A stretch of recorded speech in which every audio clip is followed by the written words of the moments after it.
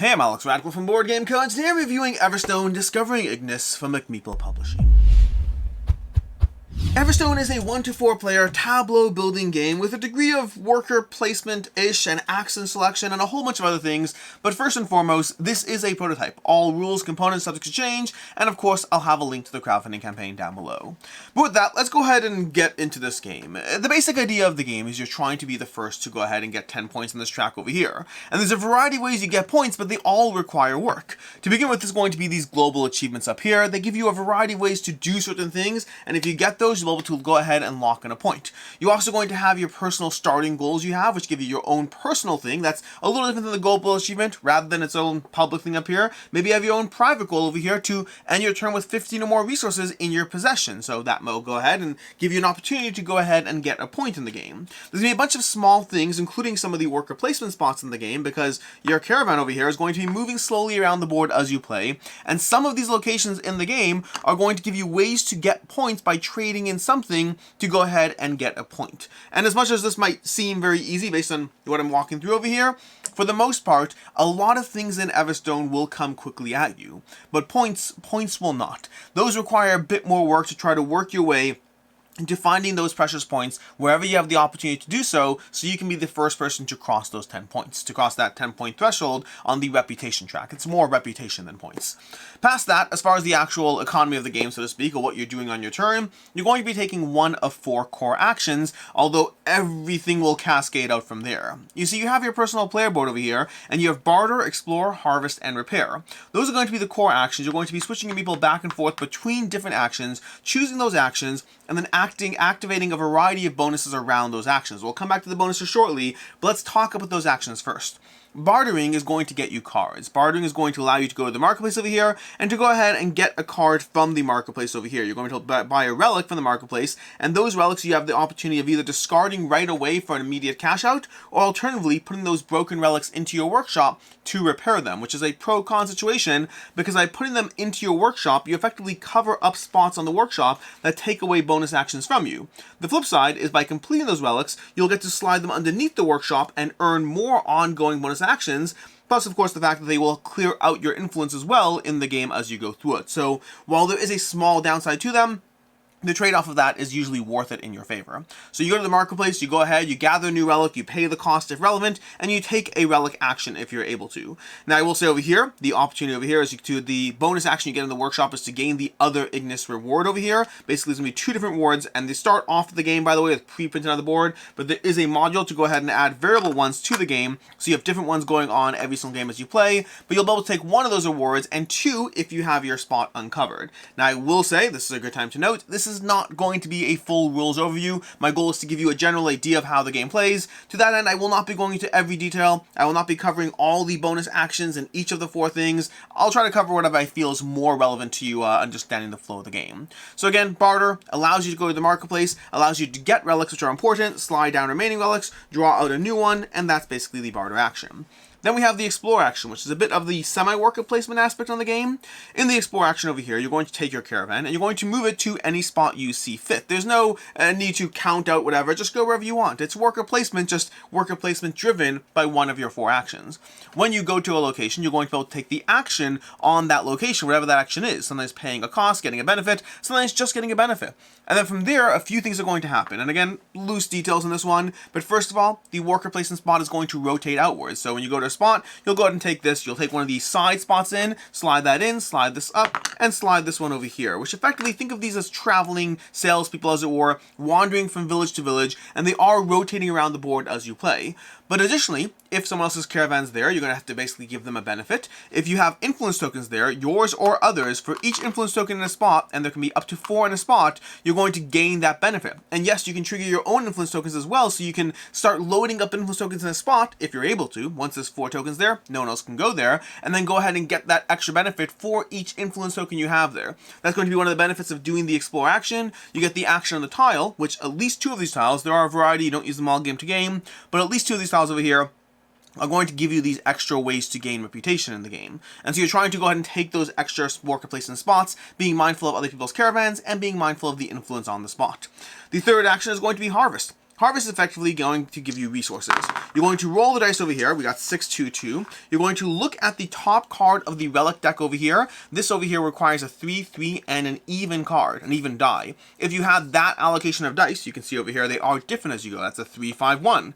If you have the right allocation of dice, you can go ahead and take that card straight up. You can immediately take it, immediately treat it as a repaired relic right away. So you skip a bunch of steps. You not only get a card, but it's a found relic. You discovered a relic, it's yours, it's easy, but the rest of your action ends. Now, alternatively, if you don't want to do that or are not able to do that, then you can go ahead and get resources. Now, before we get to the resources part, it's worth noting you can manipulate the dice. The top card of the deck over here gives you an option right here. So, for example, on that 5, 3, 1 over here, I can go ahead and rotate this down to a 5. I still have to deal with the 3 and the 1, and that's kind of where I'm stuck, because you can use this tool once for free, but you're still stuck with the other options, which is where you have this little bonus action here. This bonus action over here is going to give you opportunity to spend gems to be able to further modify the dice. So, for example, if I spend 2 blue gems, I could further, 1 blue gem to modify this down to a 1, and then 1 yellow gem to modify this up to a 3, and then I can go ahead and gather that if I wanted. So you do have the tools to modify things, but you often have to pay for them. You have to have your spot uncovered, you have to have the right close enough dice, and of course the gem economy. Past that, if you don't get a relic, then you're going to instead get resources. You're going to take any 2 dice, for example, maybe I take this 5 and the 1, that's going to give me the 6 to 8 range. I'll be able to move up this track over here, getting whatever bonuses are there, skipping other players if they're present, and then get 3 yellow gems. Basically, you're going to take 2 dice, and that will decide which of 3 tracks you're going up, and your third die is going to decide how many gems of that color you gain by going up that track. So that's going to be a primary way of getting resources. There's a ton of other ways of getting gems, but that's going to be the most common, straightforward way of gathering gems into your tableau.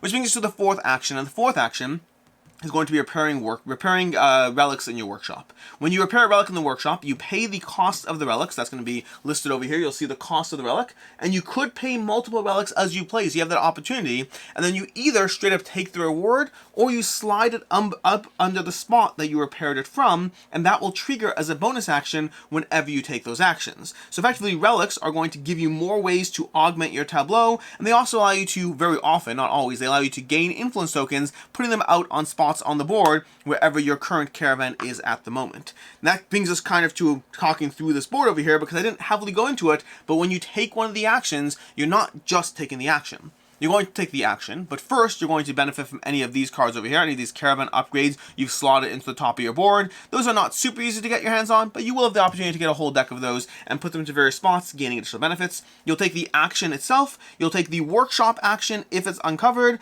and then lastly you take all the relics actions, maximum of 6, in this spot, meaning you basically are activating a full tableau of benefits every single time you take an action in the game.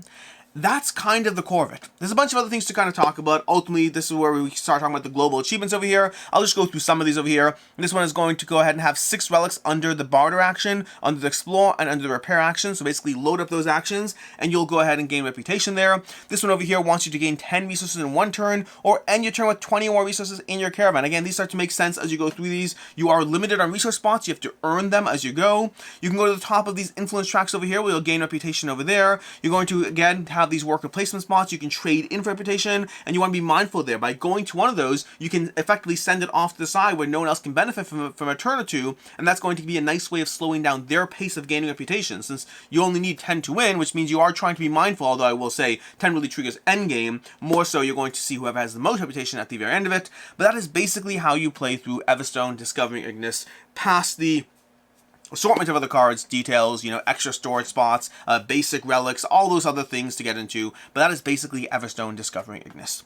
Which brings us to the review, starting off with ease of play. I will say over here, it's a good reminder, this is a prototype review, this is a review of a work in progress, and I say that before, I'll get into it for a few reasons, but to begin with, I will say the rulebook was not necessarily the best. There are a bunch of things, they did a good job in terms of brevity. They were able to deliver the game as far as how this game operates. Here's an example of each action, but a lot of other things were to require a bit of detective work to figure out or to deduce or even to assume. While I've been able to go through this game just fine, there are some small assumptions that I've made along the way, and definitely some figuring out exactly how something operates. Not the best rulebook. It was quick and it did a great job with examples, but definitely could have been a better rulebook as far as getting into it. Again, I assume your final copy will be different, but I always mention this just in case. If I have a bad experience with the rulebook or even a not as great experience with the rulebook, I'd rather say so and just hope things change than not say so and find out things don't change. finished. Past that, as far as the game itself, I'd say the game comes in roughly around an hour or so. It does depend on player count, how fast you're going, but it does give you a good amount of punch as far as a very reasonable playtime in the game.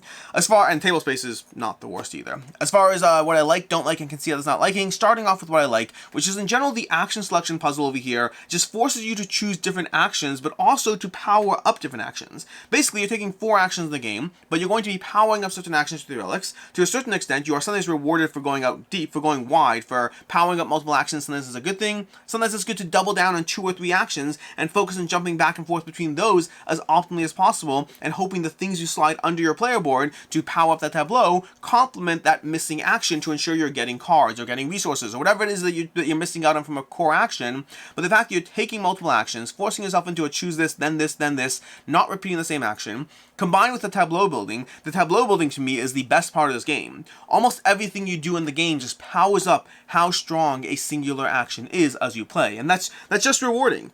Going from, going ahead and exploring and wandering to a spot and taking something, to being able to do the same thing, plus being able to drop an influence on the board, plus getting 2 gems over here, plus going ahead and getting a whole host of benefits over here. There's just a ton of things you're doing in the game that are all powering you up. Half those things are clearing influence from the board, which is not just a way to get reputation, but also clears up storage space. So that everything ties together nicely to effectively power up how strong and capable you feel as you play through this. Everything is good, everything's giving you something, and then all these cards. There's a giant deck of unique cards over here that at least they seem unique from everything I've gone through over here, but they're giving you tons of different abilities and tons of rewards. One thing I didn't really talk about is when you repair a card, there's a few things you can do with a card. There's going to be the repair cost over here, which is that. There's going to be the immediate discard, which gives you a benefit right there, but then when you actually do repair it, you either take this singular action or you slot it onto your board, and those singular actions are powerful enough that I find myself taking the singular one-time benefit just as often as I do powering up an action. It very much depends on the card, my tableau, what I'm going for, what I think will help me the most,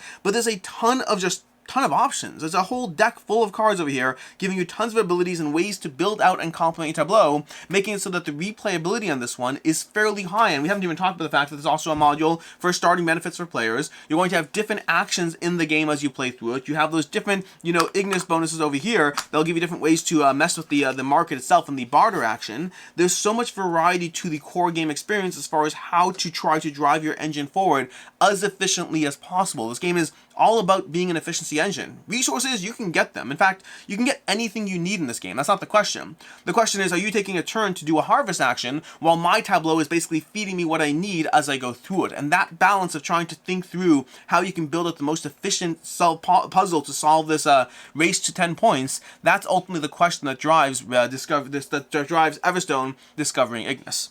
As far as things I don't like in the game, there are a few, unfortunately.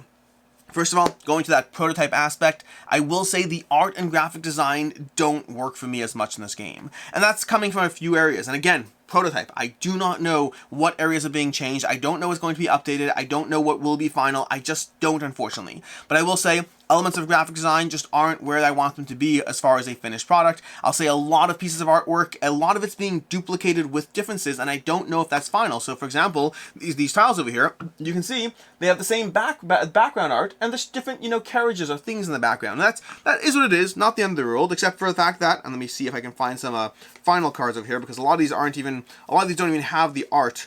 I might have to go to some starting bonuses. There's a variety of cards. I should have come prepared in this one. Here's one. I want to find more for you. But you'll see basically the idea of these cards over here. These cards will give you a kind of static background and then a little image on it that's different. And the image varies card to card. A lot of these aren't finished. They're still in the prototype phase. So I know some of these are prototype. But then even the ones that are finished, they have a very similar looking background. So at a glance, they still all look the same, even though there's a difference on them. I don't know if there'll be different artwork for all the cards or if they're relying on the static image and then the different thing on the pedestal every single time. But again, those things are present. And I think that between the duplicated artwork and between just the art and presentation in general, those are things that do pull it back from me. Make no mistake, I think this is a good game. We will come back to that, but art, graphic design, production, those are things that affect my experience and my desire to dive into something, and those do take away from my experience to a degree. I'll say that the cycling action spaces was a little annoying, although I do understand why it's being done, but these action spaces constantly cycling in and out just felt like a bit of a tedious upkeep aspect. It's not the end of the world, and I understand why it's being done. It keeps the nature of the fact that you're putting your influence in various spots, it keeps the engine cycling as opposed to one player just doubling down very hard on one spot. I do think it kind of works mechanically, but it was a little irritating just like cycle them. It didn't feel as, I don't know, I didn't necessarily love that mechanic as much while still understanding why it's present. And I'll say the biggest complaint from an actual gameplay standpoint, as opposed to the complaints about the art and graphic design, is going to be that the two-player experience I felt was a little less tight than I would like. The two-player experience, first of all, going up these influence tracks, because of the nature of the fact that you jump other players when they are there, does mean that a two-player experience felt like a little bit back and forth compared to, I think, a three-player experience felt much more robust as far as the back and forth push on those influence tracks.